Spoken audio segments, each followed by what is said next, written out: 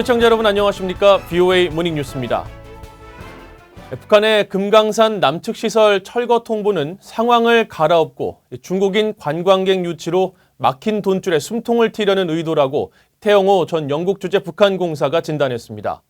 또 핵으로 인한 제재 국면에서 북한의 유일한 돌파구는 관광뿐이라고 주장했습니다.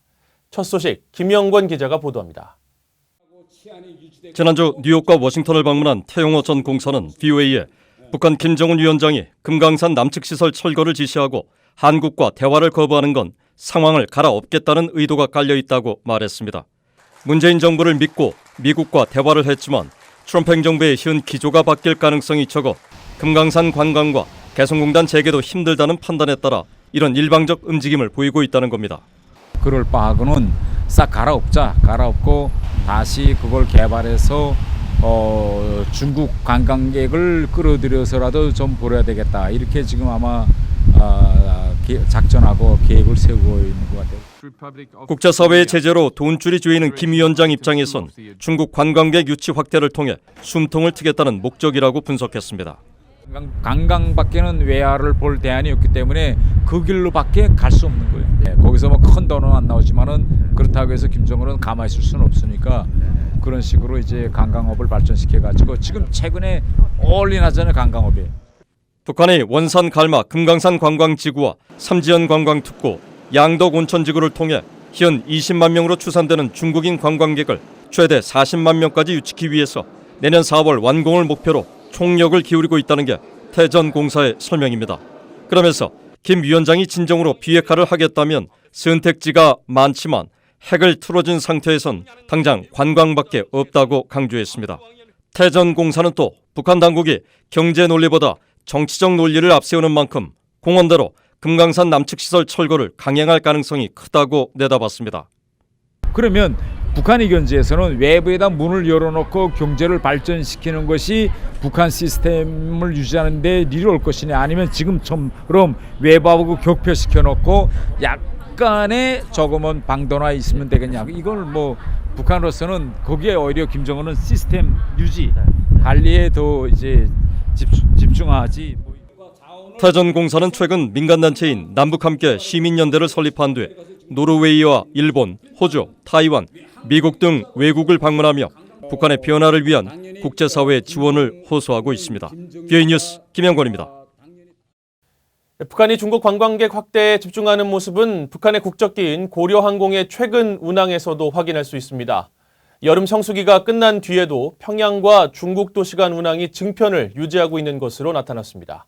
함지하 기자가 보도합니다. 북한 고려항공은 올해 들어서만 중국 다롄과 진안, 마카오행 노선을 신설하거나 재개했습니다. 항공기의 실시간 위치 정보를 보여주는 플라잇 레이더 24에 따르면 이들 노선들은 여전히 주 2, 3회 간격으로 운영되면서 국제 항공 레이더망에 주기적으로 포착되고 있습니다. 앞서 BOA는 올해 여름을 기준으로 고려항공의 운항 횟수가 약 20% 증가했다고 보도한 바 있는데 이런 상황은 성수기인 여름이 지난 10월에도 계속되는 양상입니다.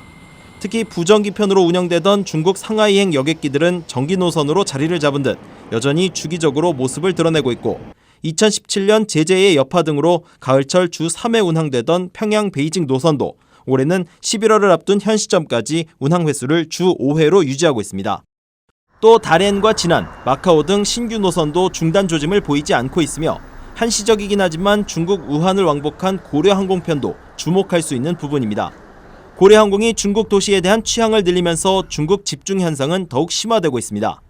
고려항공은 현재 매주 13회 이상 중국으로 향하고 있는데 여기에 평양 베이징 구간을 왕복하는 에어차이나 노선까지 합치면 적지 않은 항공편이 평양과 중국을 잇고 있습니다. 고려항공의 이런 움직임은 지난 6월 평양에서 열린 북중 정상회담에서 시진핑 주석이 북한 경제 지원을 약속하며 관광 분야 협력 강화를 강조한 가운데 이뤄져 주목됩니다. 북한은 금강산 관광지구 개발 등 관광과 관련된 기반시설에 대한 보수와 확충에 공을 들이는 모습을 보이고 있고 일부 여행사들은 북한과 관련된 새로운 관광 프로그램 홍보에 열을 올리고 있습니다. VOA 뉴스 함지하입니다. 트럼프 행정부는 북한과의 핵 협상에서도 인권 개선에 대한 압박을 강화해야 한다는 지적이 제기됐습니다.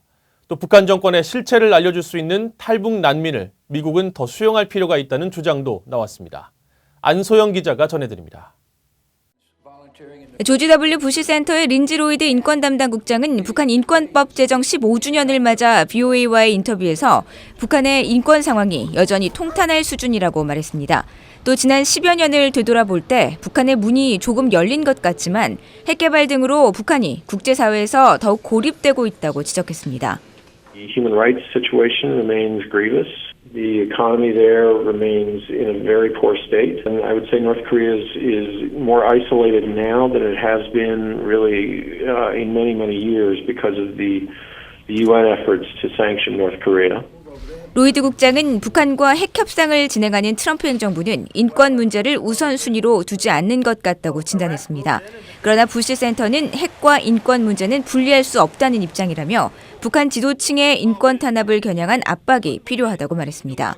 그러면서 미국이 과거 소련과의 핵 협상에서도 인권 문제로 구소련을 압박한 사례를 언급했습니다.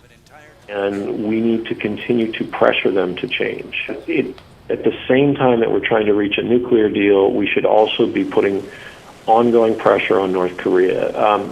The president. 로이드 국장은 또 부시 센터는 기본적으로 탈북민 등 미국에 들어오는 난민의 수를 제한하거나 줄이는데 반대한다고 밝혔습니다. 그러면서 지난 15년간 미국에 정착한 탈북 난민은 250명 정도로 소규모지만 북한 인권 문제에서 이들의 역할이 중요하다고 강조했습니다.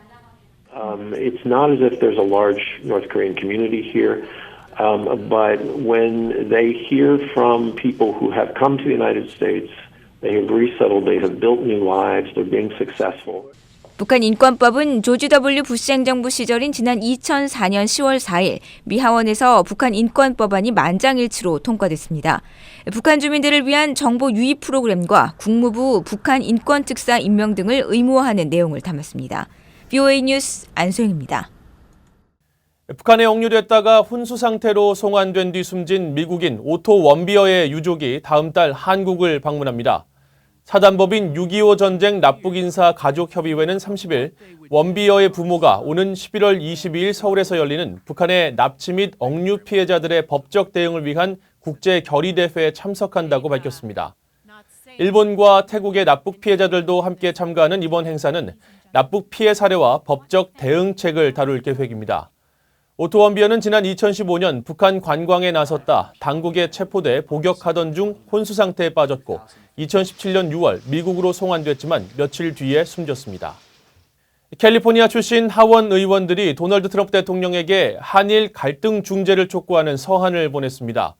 하원 외교위 아시아태평양 비확산 소위원장을 맡고 있는 브래드 셔먼 의원은 30일 성명을 통해 남가주를 지역구로 하는 13명의 민주당 의원들과 함께 지난 24일 트럼프 대통령에게 이 서한을 보냈다고 밝혔습니다. 의원들은 서한에서 미국의 주요 동맹국들 간 관계 악화는 남가주에 경제적으로 급격한 영향을 미칠 수 있다고 우려하며 미한일 3국 간 지속적인 공조 보장은 남가주와 미 국가 안보에 가장 시급한 사안이라고 강조했습니다. 역대 한국 국방부 장관들과 미한 연합사령관들이 전시작전 통제권 전환 시기는 한국군의 조건과 능력에 따라 정해져야 한다는 입장을 밝혔습니다. 빈센트 브룩스, 제임스 셔먼 등 전 미한 연합사령관들은 30일 한미 클럽 인터뷰를 통해 한국군이 지휘 통제 능력과 대비 태세 등을 갖춘다면 전작권 전환이 가능할 것이라며 북핵 문제가 전환 시점 판단의 중요한 요소가 될 것이라고 말했습니다. 한민구, 김동신, 윤광웅 전 장관 등 한국의 역대 국방장관들도 국가의 안위와 직결된 만큼 전작권 전환은 신중해야 한다며 미한 동맹 지속과 미군 주둔, 유엔사 기능 보완 등을 둘러싼 미한 간 충분한 논의와 합의가 필요하다고 평가했습니다. 반면 버웰벨 전 미한 연합사령관과 김태영 전 한국 국방장관 등은 북한의 계속되는 핵 위협과 한반도의 불안정한 상황을 이유로 전작권 전환에 부정적인 의견을 제기했습니다. 국제해사기구 IMO가 북한 등 유엔 안보리 제재 국가의 선박 불법 행위를 막기 위한 대책 마련에 나섰다고 밝혔습니다. IMO는 30일 VOA에 다수의 IMO 회원국들이 자국 선박에 다른 나라 국기를 달고 항해하거나 선박 식별 정보를 변경하는 등 편의 치적을 통한 불법 행위를 자행하고 있다는 보고가 잇따르자 유엔 안보리와 함께 대응 조치에 나서게 됐다고 설명했습니다. IMO 측은 이를 위해 IMO 등록 번호와 선박 이름만으로 현재 안보리 제재 대상국의 선박 정보를 빠르고 쉽게 검색할 수 있도록 데이터베이스를 오는 2021년까지 구축하기로 했다고 말했습니다. 이와 함께 전문 통신 조직을 신설해 비정부기구와 해운 보험사, 선박 중개업자 등 관련 당사자 간 협력을 더욱 원활히 할 수 있도록 할 계획이라고 밝혔습니다. 이상으로 VOA 모닝뉴스를 마칩니다. 시청해주신 여러분 고맙습니다.